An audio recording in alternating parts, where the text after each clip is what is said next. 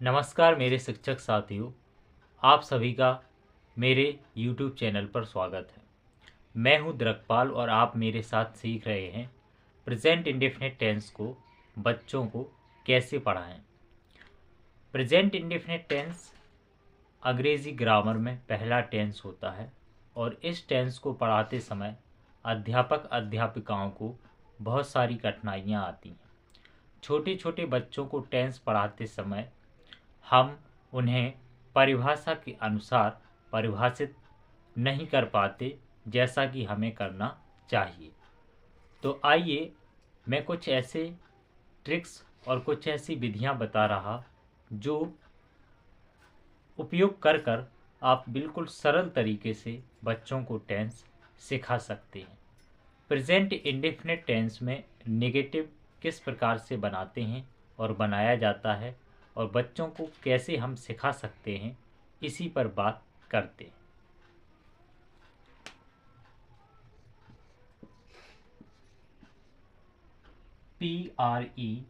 PRESENT present indefinite tense.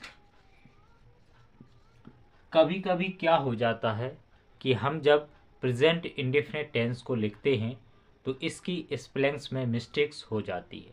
तो अध्यापक को ये याद रखना है कि आपको प्रेजेंट इंडेफिनिट टेंस की स्पेलिंग लिखते समय करेक्ट स्पेलिंग राइट करना है। PRESENT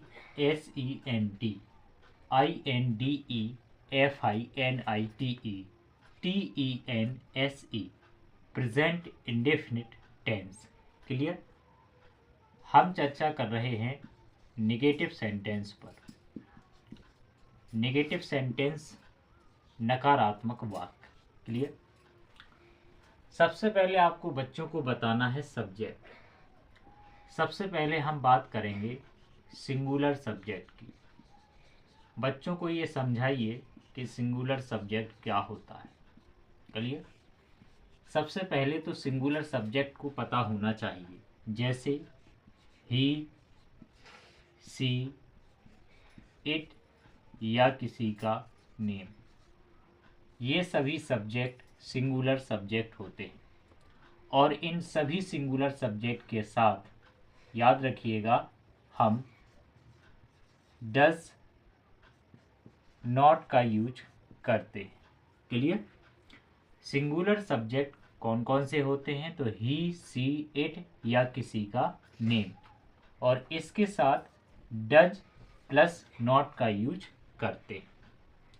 इसके बाद दूसरी चीज बताइए बच्चों को, प्लूरल सब्जेक्ट। प्लूरल सब्जेक्ट क्या होते हैं? जैसे आई, बी, दे, यू, और डबल नाम जैसे कि लिखा हो राम एंड मोहन। तो ये सभी आपके प्लूरल सब्जेक्ट हैं और प्लूरल सब्जेक्ट के साथ नेगेटिव में डू प्लस नॉट का यूज करते हैं। क्लियर। तो बच्चों को सिर्फ इतना ही सिखाइए कि ही के साथ आपको डज नॉट का यूज करना है, सी के साथ आपको डज नॉट का यूज करना है, इट के साथ आपको डज नॉट का यूज करना है, और किसी भी एक व्यक्ति का नाम है तो उसके साथ डज नॉट का यूज करना है। क्लियर। यदि आई है तो आई के साथ आपको डू नॉट का यूज करना है, अगर बी है तो डू नॉट का यूज करना है, दे है तो डू नॉट का यूज करना है, यू है तो डू नॉट का यूज करना है। और यदि डबल नाम लिखा है, एंड से दो सब्जेक्ट जुड़े हुए हैं, तो आपको किसका यूज करना है? डू नॉट का यूज करना है। क्लियर। तो इतना बताने के बाद हम बात करेंगे वर्ब की। जब हम सब्जेक्ट के अकॉर्डिंग हेल्पिंग वर्ब का यूज करते हैं तो हेल्पिंग वर्ब के बाद हमको वर्ब लगानी पड़ती है। तो प्रेजेंट इंडेफिनिट टेंस है, तो प्रेजेंट इंडेफिनिट टेंस में सबसे पहले हमने सब्जेक्ट लगाया। सब्जेक्ट में या तो सिंगुलर सब्जेक्ट आएगा या फिर प्लूरल सब्जेक्ट आएगा। क्लियर।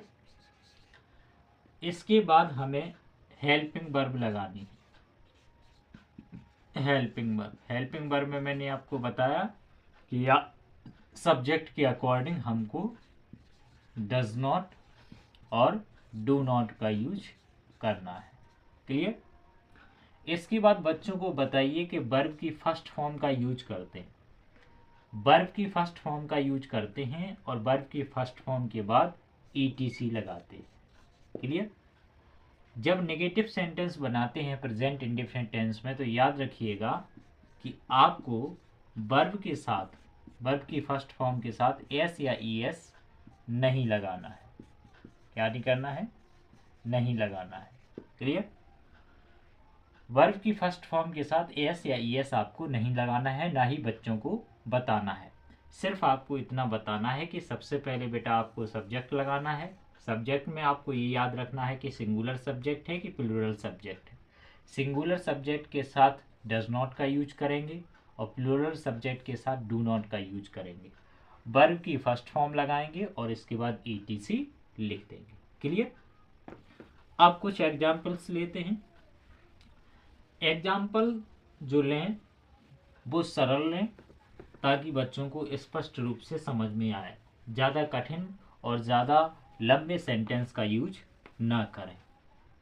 शुरुआत में जैसे वह स्कूल नहीं जाता है। बच्चों को यदि फिर भी समझ में नहीं आता है बनाना तो नंबर डाल दें। सबसे पहले एक नंबर पर इसकी स्पेलिंग बनानी है, इसके बाद दूसरे नंबर पर इसकी स्पेलिंग बनानी है। क्लियर बात। इसके बाद तीसरे नंबर पर इसकी स्पेलिंग बनानी है और चौथे नंबर पर इसकी स्पेलिंग बनानी है। क्लियर। जैसे ही के बाद अब नहीं जाता है तो आपको पता है, मैंने आपको बताया था पहले कि आपको क्या यूज करना है, डज नॉट का यूज करना है। क्लियर।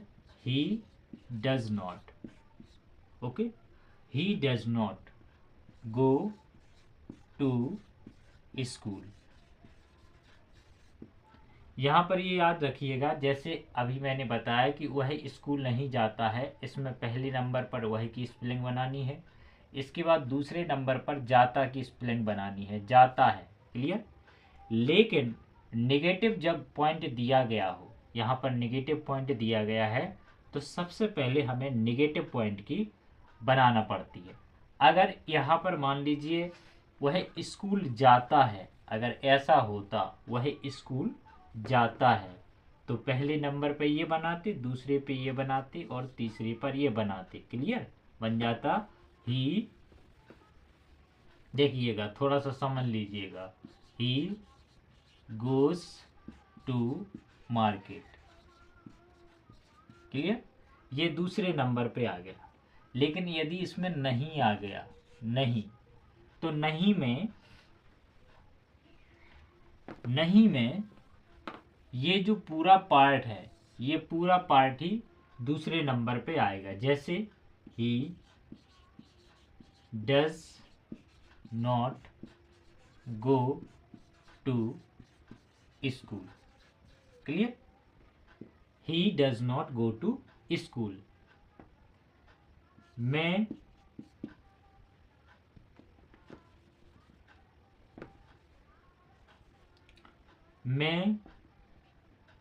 कहानी पढ़ता हूँ। ठीक है। तो क्या बनाएंगे, आई रीड आ स्टोरी। और इसी सेंटेंस को अगर मैं ऐसा लिख दूं कि मैं कहानी नहीं पढ़ता हूँ। क्लियर। तो फिर क्या बनाएंगे, I do not read the story. Clear. तो याद रखिएगा और बच्चों को ये सिखाइएगा कि ज़्यादातर सब्जेक्ट के अकॉर्डिंग हमको हेल्पिंग वर्ब का यूज करना है। ही के साथ डज नॉट का यूज करना है, आई के साथ डू नॉट का यूज करना है और किस सब्जेक्ट के साथ किसका यूज करना है ये मैंने पहले बताया है। बच्चे को यदि ये समझ में आ गया तो वो आसानी से सेंटेंस को क्रिएट कर लेगा। क्लियर? और अगर नहीं समझ में आता है तो बच्चों को नंबर से बनवाइए। नंबर 1 पर इसको बनाइए, ठीक है। इसके बाद नंबर 2 को ये दूसरा पार्ट बनाइए और नंबर 3 पर ये तीसरा पार्ट बनाइए। इसमें भी यही, इस पर पहले नंबर पे ये बनाइए, इसके बाद दूसरे नंबर पे ये बनाइए और तीसरे नंबर पे ये बनाइए, ठीक है। तो नंबर डालकर भी आप सेंटेंस को क्रिएट करवा सकते हैं।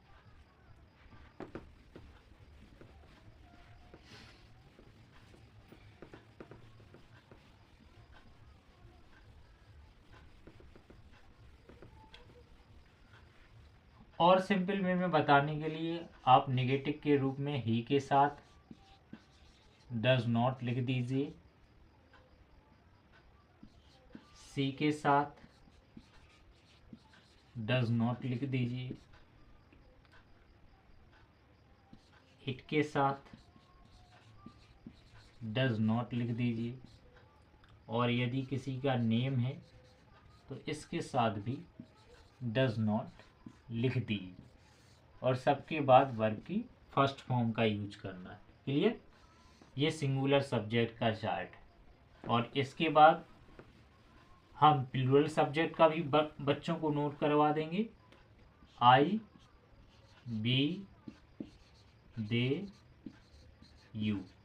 आई के साथ डू नॉट, बी के साथ डू नॉट, दे के साथ डू नॉट, यू के साथ डू नॉट। क्लियर? और वर्ब की फर्स्ट फॉर्म। तो इस तरीके से बच्चों को बताना है ताकि वो आसानी से इस सेंटेंस को समझ सकें और आसानी के साथ इस टेंस को बना सकें। क्लियर? तो आशा करता हूँ कि इस तरीके से यदि आप पढ़ाएंगे तो उन बच्चों को ज़रूर समझ में आएगा और आसानी के साथ वो उस चीज़ को सीख सकेंगे और लंबे समय तक उनको याद रहेगा। Thank you very much.